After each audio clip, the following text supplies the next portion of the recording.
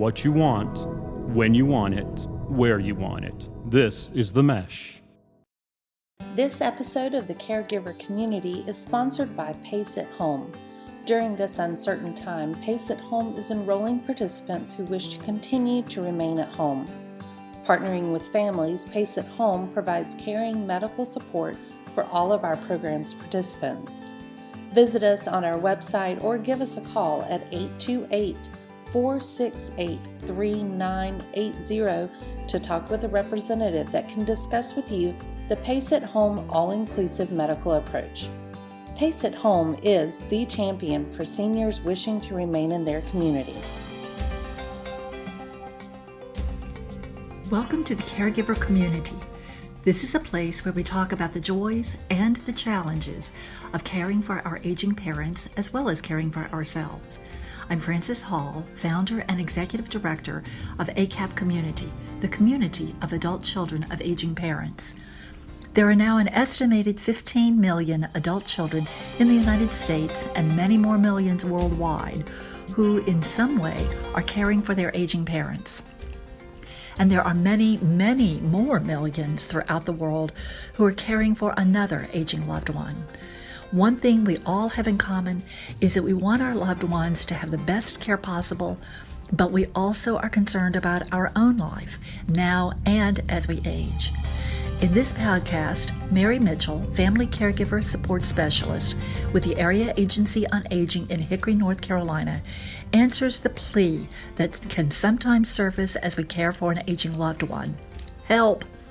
In other words, who can help me help my mom, my dad, my loved one? Where do I go for information to be sure I'm doing what's best for them?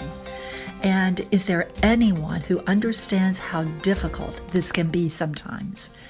In this podcast, you'll learn practical tips and insights, and most especially, you'll discover who in your area, regardless of where you are, is there to help. So without any further delay, I'm going to turn the conversation over to our expert, Mary Mitchell. I'm so glad to be here with everyone this evening. And one thing I want to mention to everybody is that, the things we're going to talk about this evening, I think everyone here this evening is probably at a completely different place from the next person beside you on the computer here on the screen. And so I know we're all in different places this evening. And so some of the things that I'm going to share with you, you're going to be like, yep, been there, done that, got it, check. And that'll be good too. And then for some of you, I hope it's going to be helpful to, that you'll be able to glean a few things from what I'm talking about this evening. A lot of times when I'm talking with caregivers, I'm talking with professional caregivers or those in the community, a lot of times you don't realize that, I hadn't thought about that idea, or I thought about it, but I forgot about it, and maybe I should try that. So a lot of times I bring up things just to remind people that there are things out there that will help you, and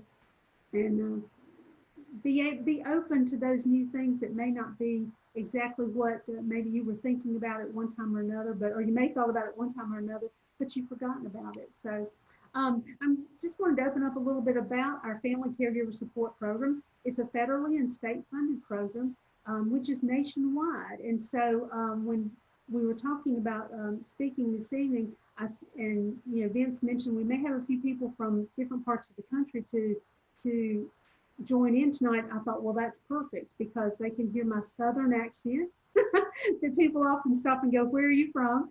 But they can also learn a little bit of information about the Family Caregiver Support Program that's across the nation.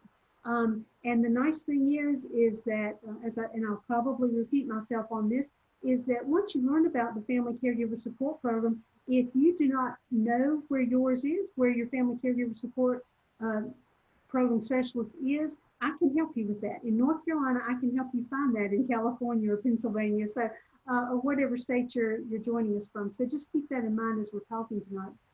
In the field of aging and caregiving, the National Family Caregiver Support Program was created in 2000 under the Older Americans Act.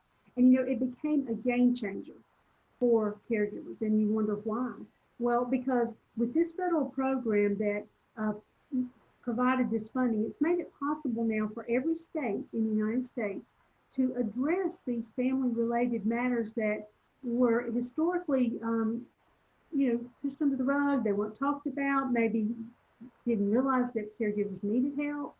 So that's the nice thing about this is that over these last years, it has changed the way that everyone looks at caregivers, and that there's more thought that goes into caregivers and more information for caregivers. So our program, it offers a range of services that include information for caregivers, like assistance for caregivers in education, for caregivers who are trying to cope with their situation, and challenges, yes, that caregivers may have. And one of the biggest parts of this that I am glad that we can offer is the respite services for caregivers. And we're going to be talking about that a little bit later, because a lot of times caregivers don't think that they need respite or a break from their responsibilities. But I will tell you right quick that you do, and I'll be bugging you about it until you do take a break. And we also provide supplemental services. Those are provided on a limited basis, such as like home modifications, maybe a wheelchair ramp, grab bars, those kinds of things for those families who are not able to do that. Incontinence supplies, liquid nutrition, such as the Boost and Ensure. So many times when a caregiver is caring for their loved one or a neighbor, or they're going to the doctor, everyone is asking the caregiver about the family member, right? So when you're caring for someone who's sick or ill, they're asking about the family member that you're caring for, but they may not be asking about the caregiver. And I think that's, that makes sense. They should be, because they're the ones who are needing the care. But I say then with the Family Caregiver Support Program, we're going to focus on that caregiver, and we're going to ask how you're doing. And sometimes that kind of takes our caregivers back a little bit. It's like, oh, okay, I'm not used to people asking about me. And so we try to give the caregivers that focus if they will allow us to. So anyway, caregiving often creeps up on us, right? It can come one of two ways. It can creep up on us where maybe you just start by dropping by someone's house and maybe bringing a meal for them, doing some laundry, maybe mowing their yard, or taking dad to an appointment. And then over time, you realize that you're a caregiver. And many times caregivers don't want to admit that they are a caregiver, because they think, oh no, I can't take on another role. Yet they're doing all of these extra things for someone. They're running errands for them, maybe staying over with them, helping them with meals, but they don't want to call themselves a caregiver. That's adding to yet another responsibility that they may have. And some of you, I think, will probably agree with that. But sometimes caregiving comes on in just an instant. It can be with a major health event, maybe a stroke or a heart attack or an accident. And then suddenly you realize that you are a caregiver, and whether you planned for it or not, you're right in the middle of that. And so this becomes the new norm.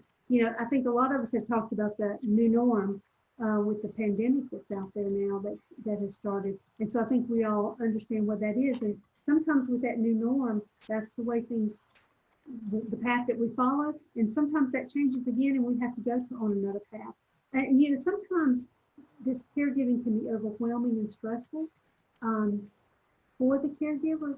And often, I think caregivers don't always realize that they can receive some help, or they don't ask for that because they're taking this on and they don't realize that there is help out there for them. So we're going to talk a little bit about caregiving in America. I think, Vince, is the one before this, the one that you're on now. Sorry guys, we're going to scroll back up. There we go, right there. And you notice that chart there, caregiving in the United States in 2020. This was a report that was a joint survey done by National Alliance for Caregiving and AARP. Vince sent this out to you guys by email a little bit earlier today. If you haven't had time to look at it, that's fine. We just wanted to make sure that you have it in your hands to maybe look over after the meeting tonight. The study finds that there were several really interesting things that came out of this study. It finds that the number of family caregivers in the United States has been on an increase since 2015. So from 2015 to 2020, the total number of caregivers went up 9.5 million. Now, when I saw that on paper, when I saw the arrow going up on the paper on that, I thought, I couldn't believe that. It was hard to believe that the number of caregivers has increased. I knew it had, but I didn't realize to what extent it had. And also it shows that, and if you haven't had a chance to look at it yet, it shows that 1 in 5 Americans are caregivers. Now, I will mention, I want to go ahead and give you this, that the survey was completed this past year, but it was before COVID-19. So I'm guessing, and I think some of you probably are too, that the numbers have changed since this. But this survey just came out I think it was this spring that it came out, right before COVID had really hit. And so I think what we're going to see is that number has increased. And I think for so many different reasons, I think we're going to see that number increase. So it'll be interesting if they come back to kind of alter that a little bit in the next year. I hope they will, because I'd like to see. So we're talking about more than 1 in 5 Americans, and that's 21%, are caregivers, and they've provided care to an adult or child with special needs as well. And so they've included those family members who have cared for a child as well. And one interesting thing that I found on this was that more and more adults are providing care to, they said on the chart here, to multiple people now, with 24% of Americans are caring for 2 or more recipients.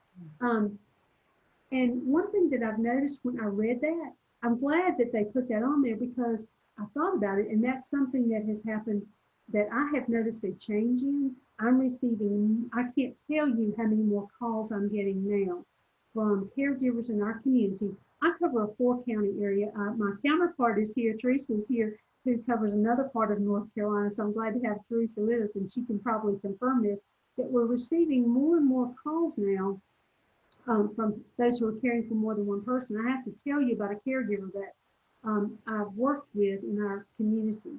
She and her husband had moved here from another state 20 years ago. Well, during that time, her parents moved here as well, moved down the street. Okay. Well, now she has been caring for both of her parents who live close to her. And just recently, they moved her father-in-law in to live with them. She's caring for 3 people. And at one point was trying to work, and it was just not going to happen that she could. Unfortunately, she had to leave her job to be able to care for them. But that's how dedicated this family was to caring for her parents and for her father-in-law. The only thing that scared us all was when an emergency happened to 2 of those family members within 1 week. So, and some of you, I'm sure, are going to nod on this, and you've been there, done that as well with an emergency happening. She had it all worked out. And I was so proud of her. She was getting her yoga class in every morning. So proud of her. Good job. Taking care of herself while she was taking care of everyone else. But when this happened, there wasn't a lot that she could do. We were able to step in and help her get someone to stay with her mother while she was at the doctor's office with her father-in-law. Her father had just been admitted to the hospital several days earlier. So, and then here her mother was by herself. She was juggling a lot, as you can imagine. So I know this was hard for her, but the Family Caregiver Support Program was there that could help her at that time and help her with resources, because the rest of her family was out of state. They were in another state. So they weren't able to just drop everything with their jobs to get here that quickly. So, anyway, that kind of gives you an example of what we're seeing now. And, you know, with this new report from AARP and from the National Alliance for Caregiving, it may not show the best news, but to me, it is assuring us that, and assuring every caregiver that sees that you're definitely not alone on this journey, and it's showing our officials, look at the number of caregivers we have in our nation now that are caring for a loved one. And it gives us the opportunity to assure the caregivers that we're here to help them if needed. So I'm glad to see this report. I'm glad this is coming out, because too many times these reports are not out there for people to see, to know what the need is in the community. And I think it's making a difference to get this nationally known so that people know what's going on out there. If you, and like I said, I believe you received this from Vince. If you don't have it, deleted it, whatever, let us know, and I'll be glad to get that to you if you need it. Vince, we'll go to the next slide. Yeah, the caregiving role. Oops, mine on my screen flipped. Okay, so caregivers, they range from spouses, partners, adult children, parents, aunts, uncles, nephews. There's a wide range of caregivers out there, and whether your relationship with the person you're caring for, it's important that you add the title caregiver to it. And I mentioned that just a little earlier, and I'll probably say that a couple more times before I finish. Is that it's important that you add that to it because it validates what you're doing. I'm just helping here and there. I'm doing this. I'm helping them out with meals. I'm helping with laundry. But it validates what you're doing. And I think that's really important when we go out to search for resources out there that we need, to say that you're the caregiver. And there are no, and I just said this, there are no two caregiving stories that are the same, no two caregiving journeys that are the same. Every caregiving journey is different. But I always want to stress to caregivers that even though that their journey isn't the same as everyone else's, they're definitely not alone on this journey. As we looked at on that report and the survey, that there are 53 million caregivers. And I guarantee you that they did not get the Caregiving 101 class to begin their journey. Like I mentioned, some caregivers move into this gradually, and then some are totally thrust into it in minutes. And I think we've heard so much of that with COVID-19 this year, that so many people are thrust into it very quickly as that it spreads and it increases in intensity in our bodies, I should say. And so a lot of times we don't have the information for it, and we're not going to be going out to take a class when we really don't think that, we don't know that we're going to need that. I've been a caregiver several different times in my life, and each time, each caregiving situation was different for me, just in my life, and my responsibilities were very different every time. And there wasn't anyone standing at the door at the hospital or when I left the doctor's office ready to tell me everything I needed to know. I mean, how could they? Because every situation is different, as we left to go home. So that's why most caregivers, I think, feel alone. And that's why, or they feel isolated because they maybe think that they aren't the only ones. But our National Family Caregiver Support Program, it hopes to step in and support caregivers as much as possible.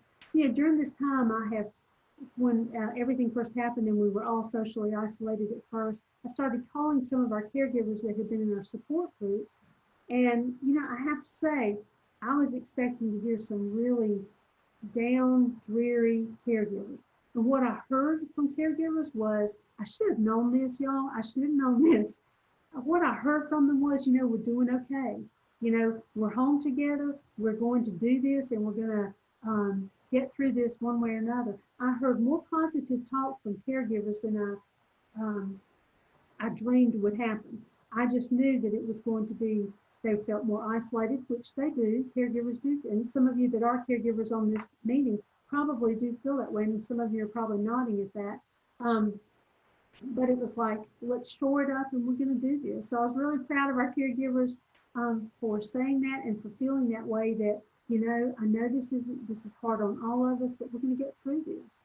And so just checking in with them made a difference. But, caregivers play other roles as well, because you can be employed part-time, you may be full-time raising children, a volunteer, a spouse, other family commitments. If it's someone who lives in another household, you're taking care of your household plus trying to help them.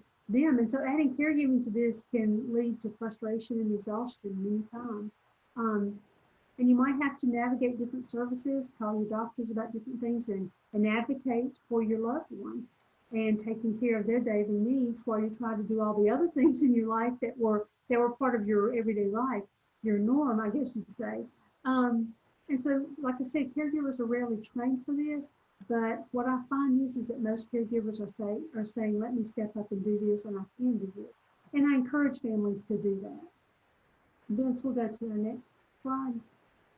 So now we're looking at the statistics, and this is, sometimes I don't always put a lot of weight into statistics. Some things I do, but statistics say that the typical caregiver is a 49-year-old woman who takes care of a relative.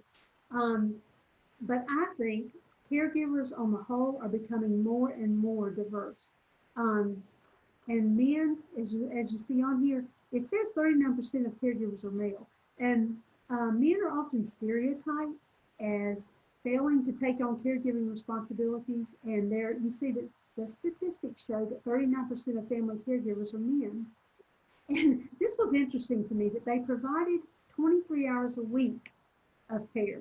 And I can tell you that I have found that to be very different from the caregivers, the male caregivers that I work with and that I talk with and that we have assisted. I receive lots and lots of calls from men searching for help to care for a loved one. And the interesting thing is, it's not necessarily just someone's wife. It may be their mother, their sister, their aunt, their uncle. I had a caregiver to call me. He was caring for his brother who lived near him, and his brother had lived alone for all these years, and he had stepped in to care for him for the last, I think it was around 8 years, and was very involved with his care and very empathetic with what his brother was going through, and tried to help him in any way he could. One thing I found, and I don't know, some of you guys that are on the phone, some of you women might agree with this or not, I don't know, but I have found that many men who are calling me very early in their journey. A diagnosis is found out, something has happened, and I get most of the calls that I get from men say, we're the beginning of this, what do I need to do? And the idea I'm looking at from these caregivers is that they want to do the best job that they can, and they may be going down an avenue they have no clue what they're doing, but they're asking for help. I had a gentleman to call me that we were able to help, and he had been caring for his wife for around 5 years. She had been diagnosed with dementia, and he had taken that responsibility on from day one. He gathered as much information as he could about dementia. We gave him a few phone numbers to call with the Alzheimer's Association in North Carolina, the Dementia Alliance of North Carolina, to call them to ask them for information. And he was very attentive to caring for her. But he called me one day and he said, look, I don't really think that I need this, but my friend, he just won't stop bugging me about this.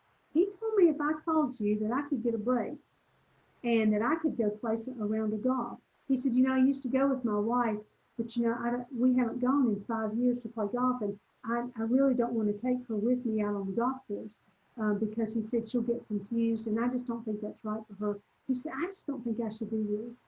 I said, let me tell you, I can help you with finding someone who can stay with your wife while you go to that golf game with your friend. Try it once. If you don't like it, you don't have to keep going. Try it once. That's all I'm asking you to do. He said, okay, I don't think I need it, but I'm going to go. I think most of you can guess what happened after we were able to arrange for him to have his wife to have someone to stay with him. They fixed her lunch while they were there. They did a puzzle with her, watched her favorite afternoon programs with her, and she really didn't miss him that much because she was with someone who was her friend during that time. He went for that one round of golf and made a difference. It made enough difference that he realized how important it was for him to take that break and for him to go out with his friend. He came back home, he realized, with a little more confidence and feeling a little more confident about what he was doing, and actually more focused on his wife. The interesting thing is, when he realized that she was okay without him for a few hours, it made all the difference in the world. And I guess you can gather, there have been some more golf games since then. So I'm really proud of him as a caregiver to say, look, I can do this, and I can do something for myself, and then I can turn around and still give my wife the care she needs. So it's things like that that make a huge difference in caregiving. And with male caregivers. So, when I see some statistics now about, and some of the things that are said about male caregivers, I'm finding a big turn in that, and I'm seeing a huge difference because um, I'm hearing a lot of males say, or a lot of men say, that they want to care for a loved one and they want to do it right. So that says a lot to me. Oh, and by the way, on that study, well, I've also learned that, North Carolina, for those of you in North Carolina, we do follow along with the nation on this. It is shown from the North Carolina Medical Journal that 1 in 5 adults are caregivers in North Carolina, which follows right along with the way the United States is too. So, in which that didn't surprise me either. But I was glad to see the North Carolina Medical Journal actually did a report on caregivers that they did. And if any of you want the link to that, I'll be glad to send it to you, because it was really important to me that they actually did this and showcase caregivers and the role that they play. Vince, we'll move to the next one. You might be a caregiver if, and thought this would be interesting to hear if some of you kind of identify with some of these statements that I was going to say, and some of you are going to go, yes, yes, yes, did that, to every statement I make, and some of you just maybe need to. So someone might be a caregiver if they regularly make phone calls to check in on a loved one. Yes, you're a caregiver. If you drive a family member, friend, or neighbor to a doctor appointment, make meals for someone, or prepare meals for someone, help someone with household chores such as meal prep, cleaning, or grocery shopping, transportation, helping someone with their monthly bills, managing daily medications. Like I said, some of these caregiving times start gradually, and it may just be helping with daily medications or providing assistance with something. But then moving into more personal care, such as helping with bathing and dressing over time. And so, any of these things, whether it's all of these things or a few of these things, I think for caregivers, you are a caregiver, and own that, because that makes such a difference. If you think of yourself as a caregiver, you may take on more responsibility for learning about how you can be a better caregiver. And so the more that when you say you're a caregiver and you say that you are going to do your best to help your loved one, there's some pride that goes with that and dedication for caregiving. And I've found that to be very true of many, many caregivers that I've talked with. But a lot of times we take it on, once we say, okay, we're a caregiver, we say, I can do this on my own. And I tell caregivers that's not always the best way to be. Yes, I think that's wonderful and notable that you want to do that. But most of you know things can change in an instant and you can need more help. So I say be open to asking for help. Be open to talking to medical staff about what your caregiver, your loved one is going through, what the issues are. Be sure to educate yourself. That makes all the difference in the world. And you own it. And it gives you more confidence in your role as a caregiver, because many times I've had caregivers who were almost afraid to get the information because they didn't know what they were going to do with it. Once they did get the information, they were afraid of what might be ahead. But knowledge is power, as we all know. And when I remind them of that, it makes all the difference in the world. And before I finish on this slide, I have to give you a few of the lighthearted responses when people were asked, you might be a caregiver. And I think some of you might be able to relate to this, and I can tell you I did. You might be a caregiver if going to the grocery store alone feels like a vacation. But unfortunately with the pandemic right now, that's not necessarily the case. I think for most of us, we want to get in that grocery store and get back out as quick as possible, or have the food delivered, the groceries delivered. But we're not having a pandemic.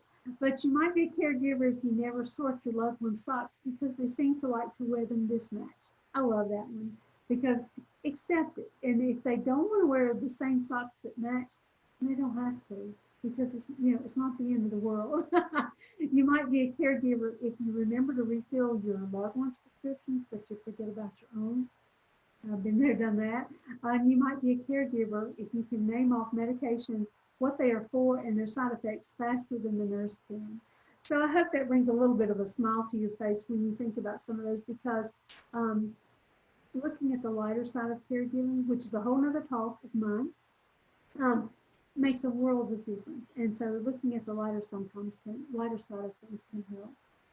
So this, we're going to go to the next one. And the first steps for new caregivers. And, I just wanted to briefly mention a couple of things because caregiving, typically, there again, looking at statistics, typically lasts, they say, 5.5 years. Now, a lot of times, you may be helping someone with things along the way for several years and not even realize that you have been down that road for several years. And a lot of times, caregivers feel a lot of emotional stress as things begin to add up along the way. So if you're new to caregiving, it's easy to become overwhelmed as a new caregiver. But a couple of things that I wanted just to mention to you that might help you along the way, and some of you that are veteran caregivers may agree with this, and some of these things you may have done, and some you didn't. But identify yourself as a caregiver, like I said, and then when you're with your loved one at their medical appointment, ask questions, learn as much as you can from the medical staff. Take that notebook with you. Have it ready to write those things down. I can't imagine any medical staff not appreciating you opening that notebook to say, okay, these were the questions I had before we came today. These are the questions that I'd like to have answered. Now, what were you saying about this and this? Explain this and this to help you better care for your loved one when you return home. And learn what specific skills you need because to care for your loved one. And that's reaching out to the community and those who have access to the internet. You can get it from the library, because you're going to care for someone with dementia very differently than you're going to care for someone with heart disease, right? And so it's important to find those things out. I had a caregiver to talk with me one time, and he was caring for his wife who had Parkinson's. He had no clue where he was going with things, and he didn't know what to do. I was able to get him in touch with the Parkinson's Association with information. We had books that we could send to them, information, and he didn't have access to the internet. And so what I did was I went and printed medical information for him that he could then mailed it to him that he could have available because he didn't know where he was going with all this. And of course, I referred him to the library as well, and that's something he hadn't even thought about doing. Also, talk about finances and healthcare wishes because a lot of times that unknown. Now, the last several months, we've all been a part of the unknown, right? And things are not like we normally have our new norm. And so a lot of times, if you don't know about finances or healthcare wishes, you may not know what to do next. So that's out there in the unknown that you may not realize what you need to know about your loved one before you get to that point. Any legal paperwork, power of attorney, advance directives. I know a lot of us have heard about these, but if you do not have these filled out, you need to complete them with your loved one because you will be so grateful that you did that. I can connect you with anybody that you would be interested in to learn more about that. We'd be glad to help you find the person who can help you with doing this because that's so important. And talk to your family about these things. We have had a lot of different family situations that we dealt with or helped with families in our community, and every family is different. I encourage communication with your family, and I've learned a whole lot about family issues when I've been helping family caregivers because I've helped families who have had tons of siblings that live within several miles of the loved one they're caring for, and there's one family member who's doing the work. Does that sound familiar to some of you? Because they're the closest to them, or they were the ones that stepped in first to help, so everyone else steps back and lets them do that. That's really hard for a caregiver, and I encourage communication with families. Talk with your family, even if they aren't helping, let them know where things are, where you stand with things with your loved one, because if they don't know what the needs are, that may be one of the reasons why they're not helping. But then I go to the other extreme where I've had families who, 3 siblings, 2 of them work full-time. They had a spreadsheet of who was coming when, but there were 2 hours on several days a week that they couldn't quite find somebody to come and stay with their loved one, so they needed that help. with getting someone to come in for those couple of hours. They were very well organized. I was overwhelmed by all of the organization. But that's the difference in families. I've talked with many families in which an only child, they're the only one who can help their loved one, or they may be in a different city and don't have any friends that can help them, or a church that can help them. And so it's very different for families.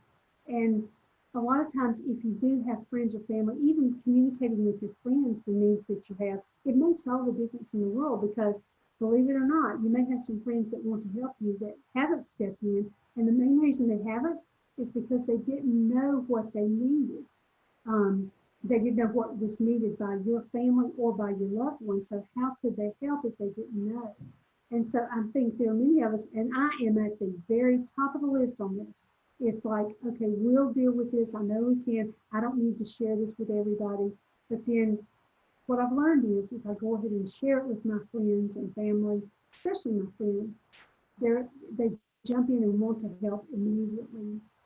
We have a friend who is caring for, well, she's actually caring for her husband. He always did the lawn mowing, and she never did it. Well, it was getting pretty bad. Nobody had stepped in to help. She just happened to mention it on a listserv somewhere that they hadn't mowed the yard in I forgot how long. And one of the friends jumped in. He was there within, I think, just a few minutes and mowed the grass for her, and was so happy to be able to help because he knew of something he could help with.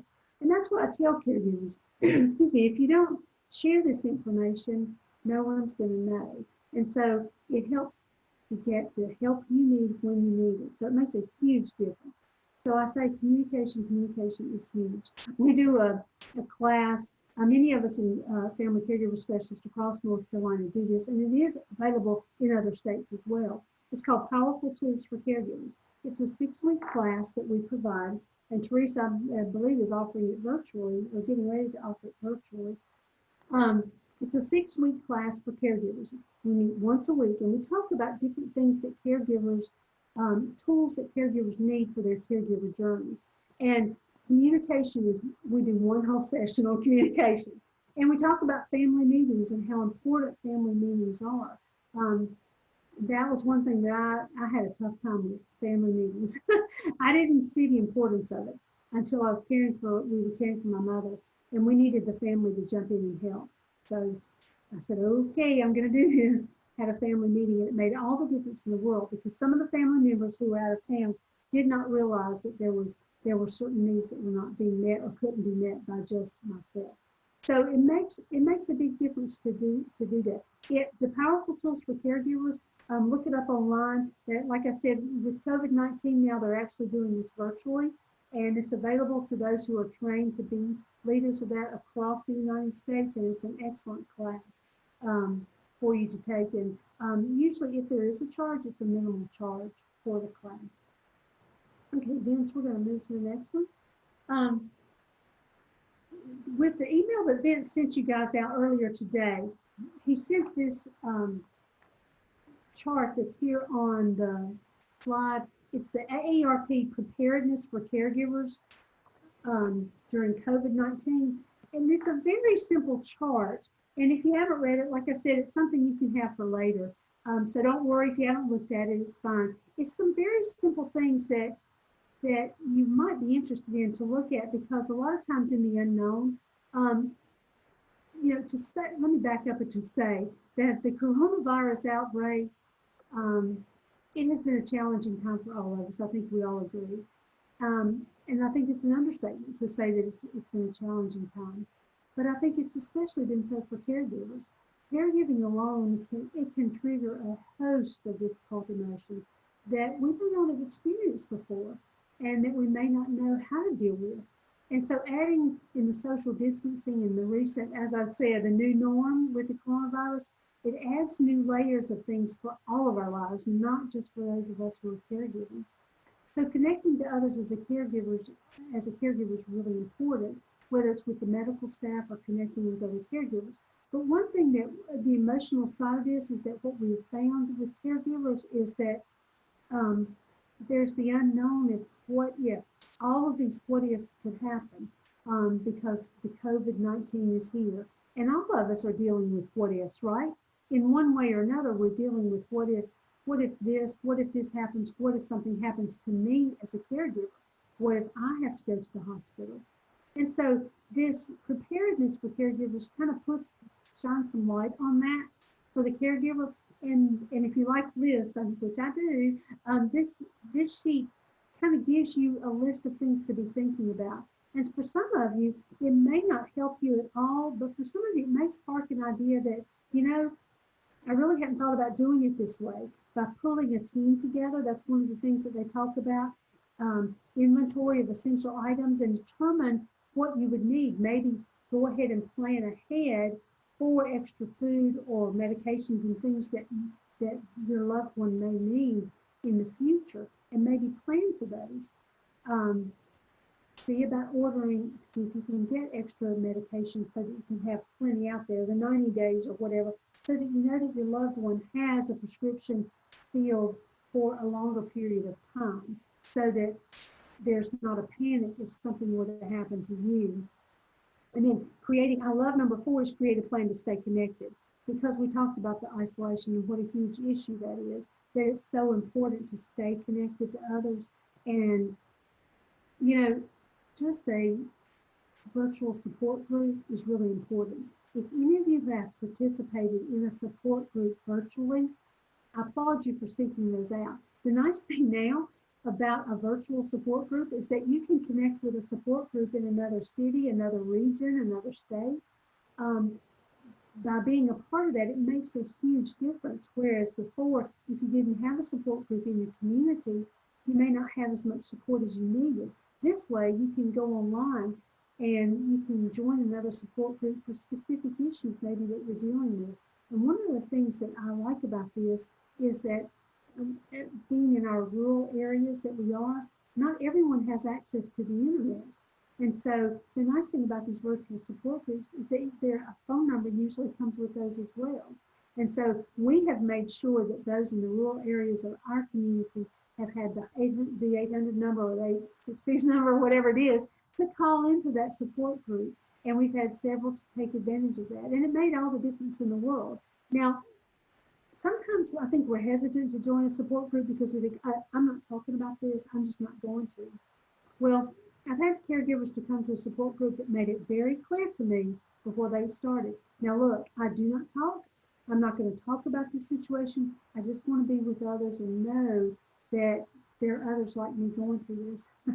What I found is usually they were the ones that talked the most, because once that guard was down, it made a huge difference, because it's like, oh, you're going through the same thing I am. Oh, you're dealing with the same thing I am. It made all the difference in the world. So I encourage you, if you haven't joined one or haven't tried one, all I do is just like the golf game with my caregiver, try it once. Just give it a try and see if it's something that you might enjoy or appreciate connecting with others. You don't have to communicate with everybody. You can listen and appreciate that they're going through similar things that you are. So I encourage you to try it.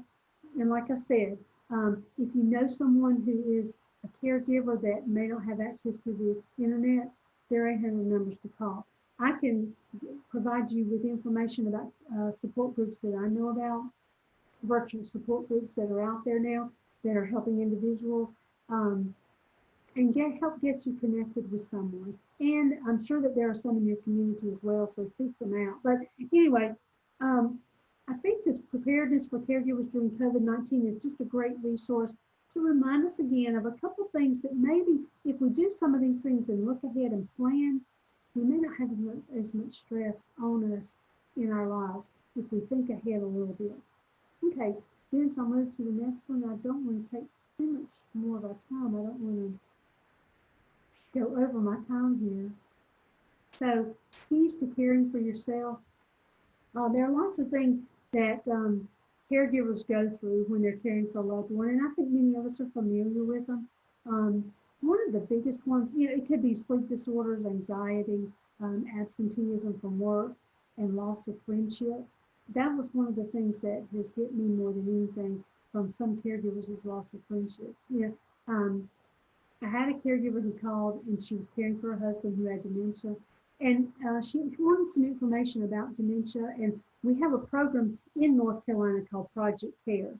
It's specifically for families who are caring for someone with dementia. Um, and it's a program that's all across North Carolina. It's a state-funded program, and there may be similar ones in your state. Um, and I'm not sure if there are, but other states have programs that are specific to their residents. So it might be something for you to check out. I know that this Project Care is specifically for North Carolina, for those of you in North Carolina. And they help family members with information about dementia. If there are certain issues that they're dealing with, they can help them with those and help walk them through them. But anyway, as we were talking about that and the Dementia Alliance of North Carolina, I gave her phone numbers to call. And then finally, she mentioned about not being able to talk with her friends anymore because everyone had kind of fallen to the wayside. I encouraged her. I took that door and opened it really fast because I was glad she opened up to me about that a little bit because I wanted to make sure that she sought out some help. And I mentioned dementia cafes. I don't know if any of you have or caregiver cafes for those who are dealing with dementia. And the nice thing about this is these dementia cafes, and they're all across the United States, that families can go to, and the loved ones that they're caring for can be together, and the caregivers are together. And it's a wonderful time to take your loved one with you to that dementia cafe and talk with other caregivers, but your loved one is with you as well. So I took the opportunity to share that with her. Now, right now, of course, they aren't meeting in person. We hope that they will down the road once this pandemic is behind us. And I'm guessing that some are doing it virtually now too. But that, I'm sorry, I didn't check into that before we met this evening. But that's something that I talked to her about that I thought would be really important for her to connect. I talked to her about other support groups, but that was one thing that I knew might be beneficial to her. And I saw her eyes light up a little bit when we talked about it, so I was glad to see that. But it's important that you reach out to other individuals in the community and find out what's out there for you. Oh, and backing up, I will tell you that if you will mention to Vince or to Francis that you would like information about Project Care, they'll pass that along to us, and we'll make sure that you guys get that information about the contact information for a representative of Project Care in your community. Okay, Vince, we'll move on to the next one. And I'll just briefly mention this about over 60% of all family caregivers work. One thing that we do with the Family Caregiver Support Program is that we reach out to employers in our community to let them know about resources that are available. And I've shared this before. I have contacted employers in the community who have said that I don't know any of my caregivers, several hundred employees. I don't know of any of my employees that are caring for somebody. But if I do, I'll let you know. And I've had that all the way to the other end of the spectrum where I called the HR department of an organization or a company, and they said, oh, I have 6 caregivers right now who are trying to juggle their work and their caregiving at the same time. Bring me any information you can. So, I know that employers are not always open to this, but we try to make sure that employers know about resources that are available and try to get that conversation started. Usually that happens through the Human Resource Department, and I've been blessed, I guess you'd say, honored to be able to get in touch with some of our HR departments across our region of our organizations and companies. And some of them have been open to me coming, and I sit in a break room and I wait for somebody to take a break, and they let them know that we're there. I sit there with my information, and I can't tell you the number of people that we've been able to help. And all it took was something simple for an employer to say, yes, you can come and sit up in our break room somewhere in our cafeteria, and we'll let everyone know that you're there, and if they want the information. And how empowering it has been for employees to walk in there knowing that their employer said it's okay that you're caregiving and that you get this information. We've been able to help caregivers with respite and letting them know how important that is for their lives and how to help them juggle that and how to get resources in the community to help them continue working. And also, there's been times where we've been able to work with HR and their employee to maybe discuss some different ways of doing their job, maybe balancing their job where they work different schedules, to maybe accommodate them caring for their loved one and being able to complete their job as well. And once again, I just can't tell you how empowering this has been for employees to know that their employer supports them in this. And as also with the employer, that they realize that they are supporting their employee. And it's another benefit they are providing their employees. So it's a win-win situation. It's hasn't been an easy road to open those doors, but I will tell you that it's worked, and we're excited about new opportunities once we're past this pandemic to get into even more employers in our area to let them know how important it is to support their employees. I encourage employees that are caregivers to say something to HR and talk with them about it. And there are possibilities that may be open that they may not have realized that are out there. So I just wanted to mention that briefly. I know I'm not going to go on too much longer. Vince, we'll go on to the next one. Talking about what caregivers need, I think we've talked about that quite a bit, about what caregivers need and where they are with their caregiving and some of the things that they reach out to the community for. Caregiving has many challenges and difficulties, but it's also very rewarding. And many times I don't think caregivers give themselves the credit that they need, that there are many different kinds of help out there. There's education, there's counseling out there, because some caregivers need counseling to help them on their journey. And I encourage caregivers to accept that and to get the help that they need, whether it's spiritually or seeing a counselor, getting legal help. Because I think once you talk about things and things are on the table, it's so much easier to deal with it that way.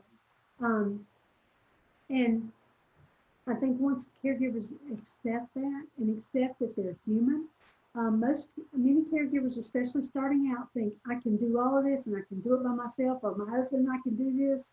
You find out that a lot of times you need the help. So reaching out to individuals in the community, reaching out to the church, I think is a huge thing. If you're a member of a church, the faith-based community, many times those we're involved with in the faith-based community may want to help us there again, but they don't know if we don't ask for their help. And that makes all the difference in the world. Those, like I said, who are caring for someone with dementia or Parkinson's disease, there are organizations out there that can help you, and we have those numbers available. And those who are caring for someone with cancer, we can help you find those numbers to reach out to those in the community and get the help and answer the questions that you need. Vince, we'll run to the next one. We're going to talk just briefly about respite, because caregiving can be a 24/7 job, and I encourage you to find a way to take some respite. I have story after story that I could tell you. I won't take the time tonight to tell you how important it is that you take a break, because it gives you that confidence to come back and help your loved one and be there for your loved one. Because of all the emotions that go along with caregiving, a lot of times there can be some guilt, some anger that builds up. And you don't need that. You need to be able to take a break. And a lot of times reaching out to your friends, you can get that help. Through our program, we can offer you respite through a home health agency. We also have caregiver-directed vouchers in our community, in which we can offer you a voucher that you can choose who you want to come and stay with your loved one while you do take a break, and we can reimburse you for that. And that makes all the difference in the world for a caregiver. I know many caregivers who are caring for someone with dementia, their loved one does not want anyone to come in their house at all that they do not know. And so it's they're not able to have a home health agency to come in and just pop in to help with things around the house while they take a break. It needs to be someone that they know. And so with this voucher, that helps them to do that. I'm so thankful that we have those two choices. I've had caregivers who have no one in the community that they know that could even remotely help them.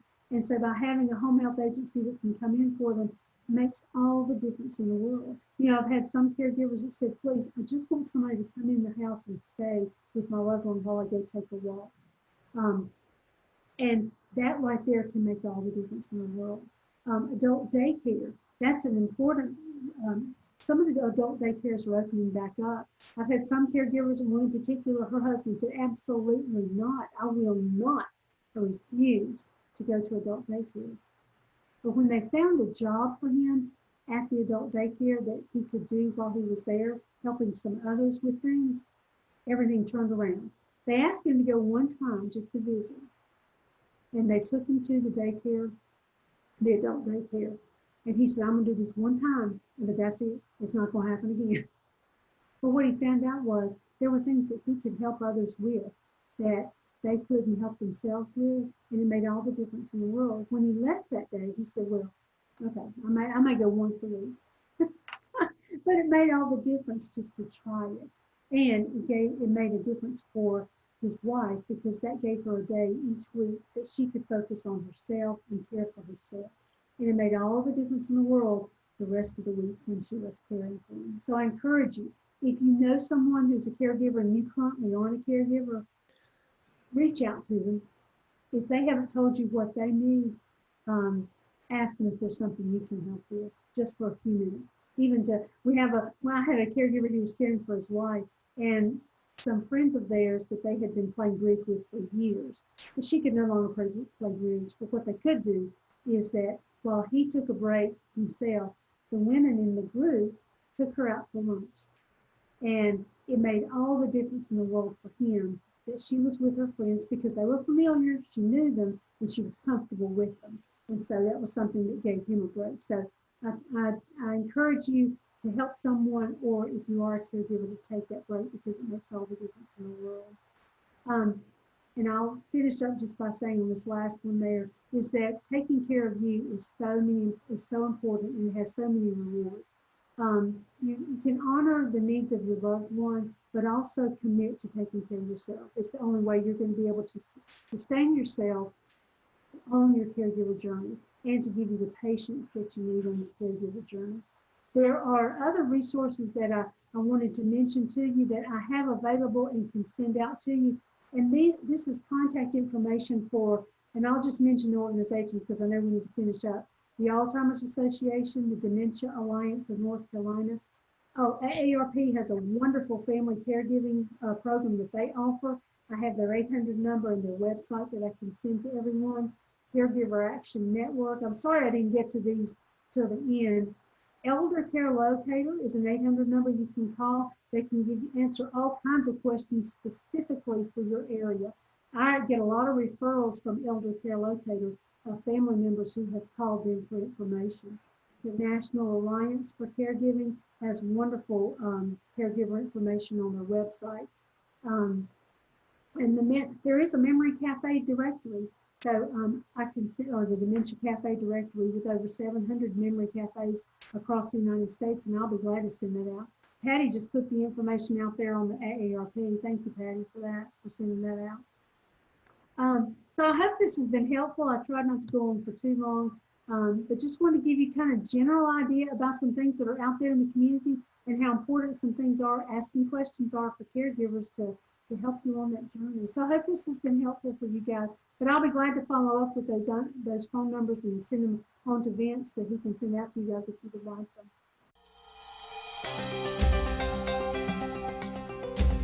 Thank you, Mary, for sharing your knowledge and your insights.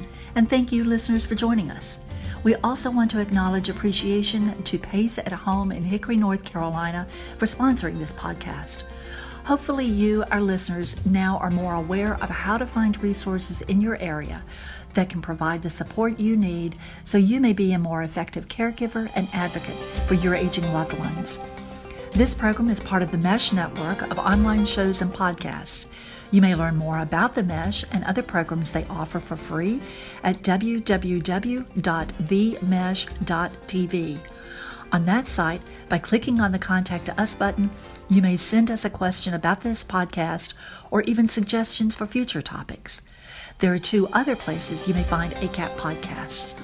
On Apple iTunes, you may listen to all our ACAP community podcasts and even subscribe to the show so you can receive future programs automatically. And on ACAP's website, www.acapcommunity.org, you will find all our podcasts under the podcast tab. And while you're on our site, we invite you to learn more about ACAP, our local chapters, and our educational programs. Thank you so much for listening. And as you continue to journey with your loved ones, please know that one of the things we've learned in ACAP is that regardless of who you are, regardless of your background, regardless of your education or anything else, when it's your mother, your father, your loved one, the need for information, resources, support, and community takes on a whole new meaning and becomes very personal. So may you find the information, resources, support, and community you need. And may this be a time and an experience that brings meaning for your life as well as for your loved ones.